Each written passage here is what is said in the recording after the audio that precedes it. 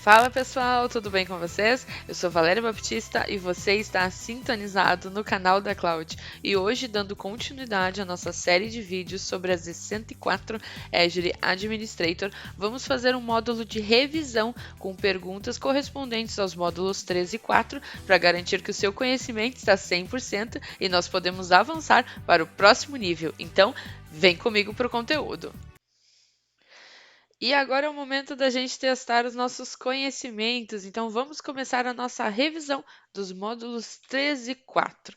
Bom, na nossa primeira pergunta, lembrando que essas são perguntas inspiradas em assuntos de prova, eu traduzi todas elas para o português, então se você for fazer a sua prova em inglês, talvez alguns nomes fiquem um pouco estranhos, mas eu vou procurar fazer a leitura de uma forma que agrade a gregos e troianos. Lembrando que a prova Z104, ela tem o português sim, mas às vezes quando você já está trabalhando com Azure, pelo fato de utilizar o portal e os comandos ali em inglês, fazer em português nem sempre é uma boa escolha, porque você se sente um pouco estranho, mas não se esqueça que a gente consegue fazer a troca do idioma, né? Eu sempre digo, se você não se sente tão à vontade nem com um nem com o outro, pode marcar para fazer a sua prova em português e no canto direito da sua prova vai aparecer um botão para alterar o idioma, ele vira para o inglês de novo, para que você olhe ali como que estão os termos, que às vezes a tradução lá da prova não é aquela coisa tão bacana assim.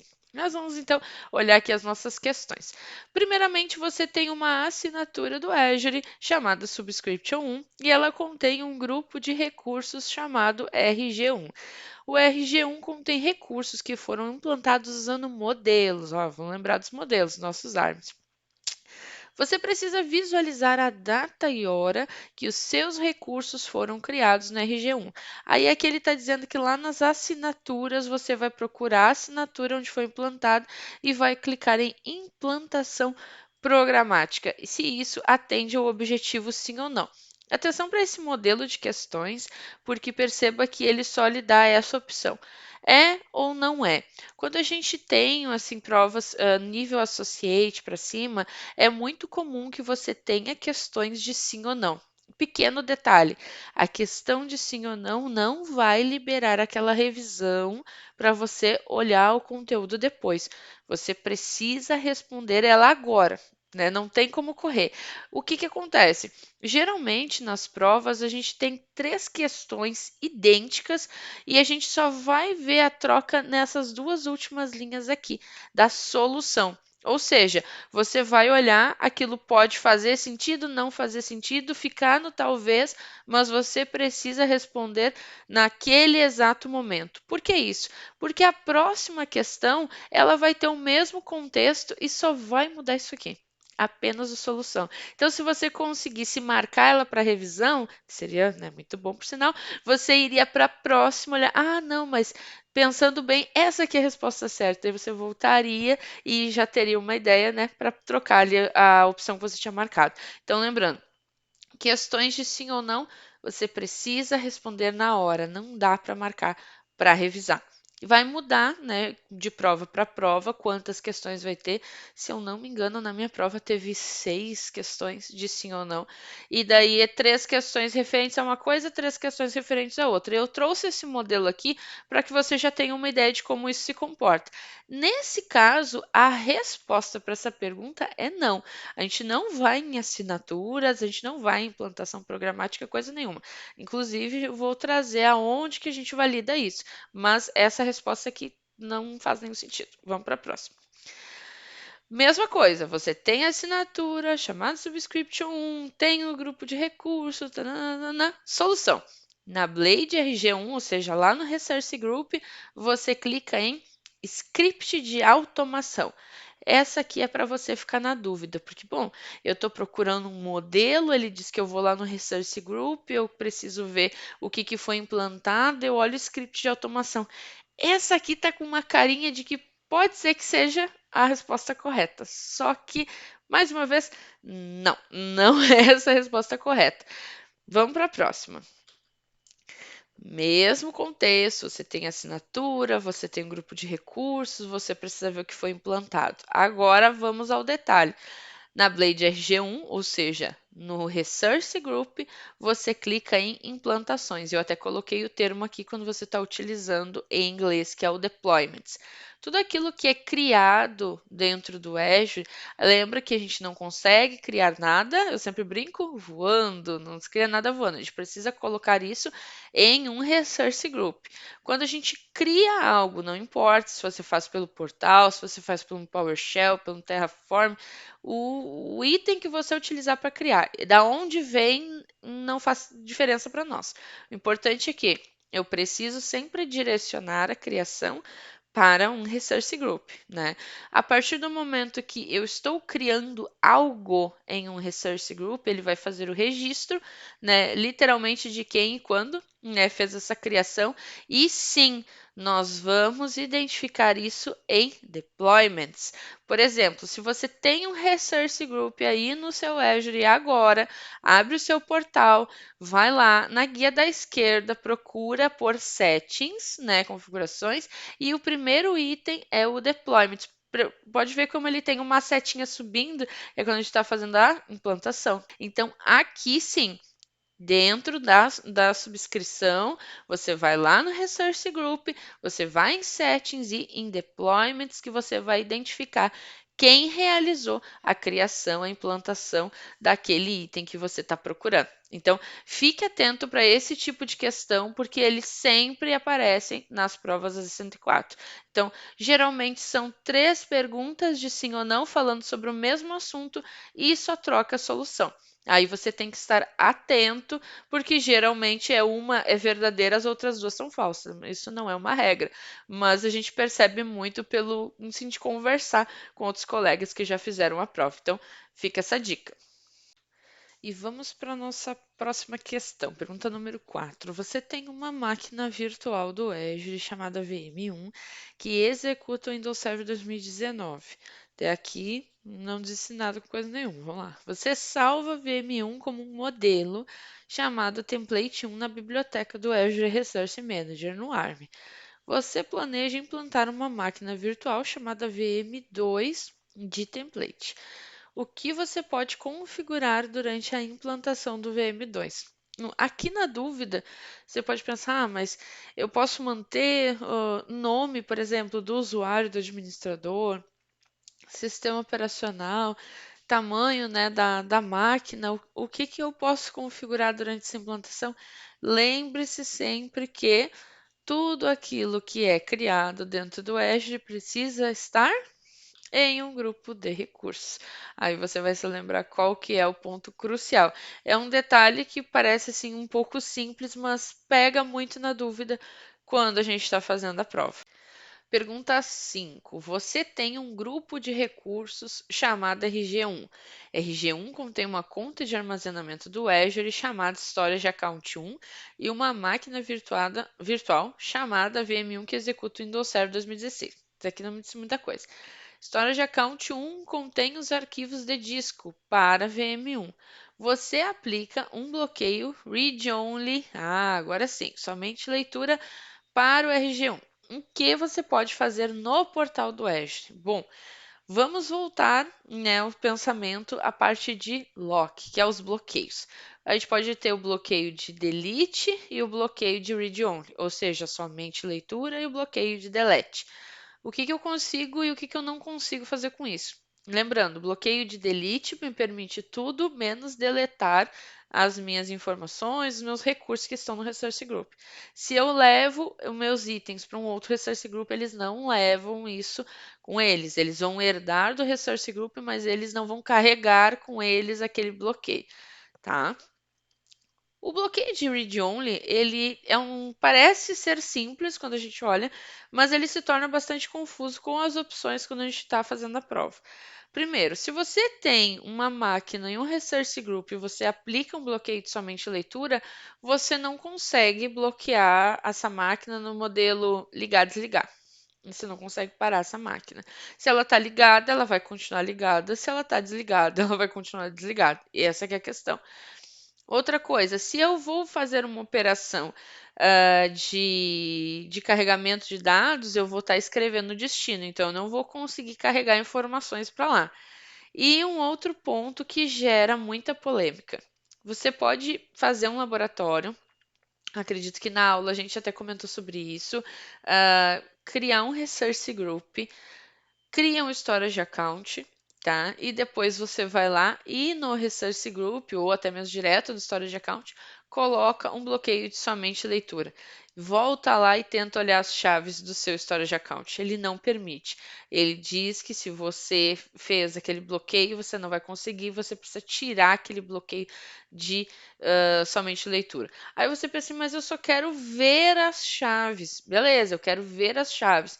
Mas ele entende que essa operação vai gerar uma escrita. Então, ele não vai permitir. A resposta certa para essa questão é gerar um script de automação para o nosso RG1. Isso ele vai deixar. O restante não passa. Vamos para a próxima pergunta.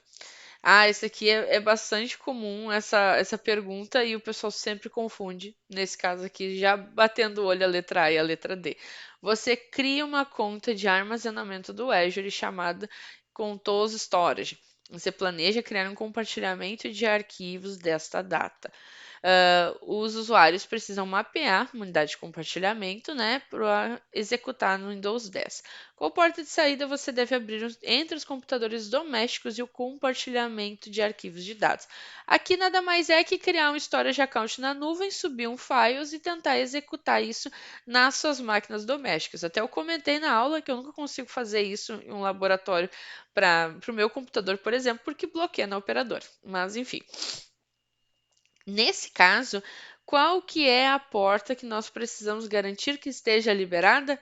A porta 445. A gente sempre confunde, isso é normal, pessoal. Às vezes a gente, mas é a 443 ou a 445? A gente não gosta de dizer que é decorar, mas como são muitos conteúdos para a Z104, pensa, é a 4, 4, qual que é o próximo número depois do 4? O 5. Então, pensa que é para frente. Meu Deus. É um jeito de você não confundir, porque a gente não vai necessariamente precisar disso no dia a dia, porque você vai copiar o script, você não vai precisar fazer ele na mão. Seja para Linux, seja para Windows, seja para macOS, já vai disponibilizar lá no portal. Mas aqui, em questão de prova, a gente precisa saber quem é quem. Então, 445 é o número da porta correto. Pergunta 7. A sua empresa tem uma assinatura do Azure Active Directory. Você precisa implantar 5 máquinas na subrede virtual da sua empresa. Vamos lá. Cada uma das VMs terá um endereço público e um endereço privado. As regras de segurança, entrada e saída, precisam ser idênticas. Então, vamos montar aqui. Eu tenho 5 máquinas, eu tenho uma subrede, elas vão ter IP público e IP privado, e as regras são idênticas. Ok. Qual das opções a seguir é a menor quantidade de interfaces de rede necessária para essa configuração? Aqui, geralmente o pessoal fica entre 5 e 10 quando você olha a primeira vez. Qual que é o grande gatilho? A gente saber que numa única placa de rede eu posso ter um IP público e um IP privado. Eu não preciso ter uma placa de rede para um, uma placa de rede para outro. Então, nesse caso, 5 é o nosso número correto. E vamos para a próxima pergunta, pergunta de número 8. Você tem uma empresa, é continuação da anterior, que tem a assinatura do Azure, você precisa implantar as 5 máquinas de novo. Cada uma dessas VMs tem IP público e privado, ok. As regras de segurança de entrada e saída para todas essas máquinas virtuais devem ser idênticas. Regras de segurança? Lembrou? Beleza. Qual das opções a seguir é a menor quantidade de grupos de segurança necessário para essa configuração? Bom, nesse caso, aí vamos de novo. A gente tem a assinatura, a gente tem 5 máquinas, elas estão na mesma subrede, ou seja, quando eu vou atribuir uma regra de Network Security Group, nosso NSG, eu atribuo ou na placa de rede ou na subrede. Se todas essas 5 máquinas estão na mesma subrede, qual que é o número mínimo, né, a quantidade de grupos necessários para fazer essa configuração? Bom, se eu estou utilizando as 5 na mesma configuração, aqui um já atende ao meu objetivo. Eu vou colocar aquele Network Security Group com as regras para a subrede, aonde estão essas 5 máquinas, vai atender todos os meus requisitos. Beleza? Vamos para a próxima. Você tem uma assinatura do Azure chamada Subscription 1, que tem uma ID de assinatura, com todo esse nome aqui, e você precisa criar uma função de Role Based Access Control, nosso RBAC, personalizada chamada CR1, não é CR7, é CR1, que atenda aos seguintes requisitos. Pode ser atribuído apenas ao grupo de assinatura 1, impede o gerenciamento das permissões de acesso para os grupos de recurso, permite a visualização, criação, modificação e exclusão de recursos nos grupos de recurso, o que você deve especificar nos escopos atribuíveis e nos elementos de permissão da definição de CR1. Para responder, selecione as opções apropriadas. Aí aqui a gente tem uma telinha para selecionar. Qual que é o escopo? Aqui também gera dúvida. Você tem uma assinatura e ele já está apontando aqui. Primeiro ele me dá a opção do barra, me dá a opção da assinatura e a assinatura barra Resource Group. Aqui geralmente o pessoal fica na dúvida qual desses dois que seria o correto. Outra coisa, eu tenho autorização, recursos e segurança. Bom, o que eu estou trazendo aqui? Você precisa criar uma função que atenda. Pode ser atribuível apenas aos grupos de assinatura na assinatura 1. Se é na assinatura 1, é para todos os grupos de recurso que estiverem correspondente àquela assinatura. Nosso primeiro problema. Então, a primeira opção vai atender direto na assinatura. Ok? Vamos para a segunda parte. Impede o gerenciamento das permissões de acesso para o grupo de recurso. Permissão de acesso. Permite visualização, criação, modificação e exclusão de recursos nos grupos de recurso. Quando a gente está falando de permissionamento, o que você acha que puxa aqui? As nossas autorizações. Então, nesse ponto, a gente vai atribuir uma autorização para toda a nossa assinatura. E a pergunta número 10. Você tem uma assinatura do Azure chamada Subscription 1, que é usada por vários departamentos da sua empresa. Subscription 1 contém os recursos da tabela a seguir. A gente tem o Storage Account, Resource Group, Container e um compartilhamento. Outro administrador implanta uma máquina virtual chamada VM1 e uma conta de armazenamento do Azure chamada Storage 2, usando um único modelo do Azure Resource Manager.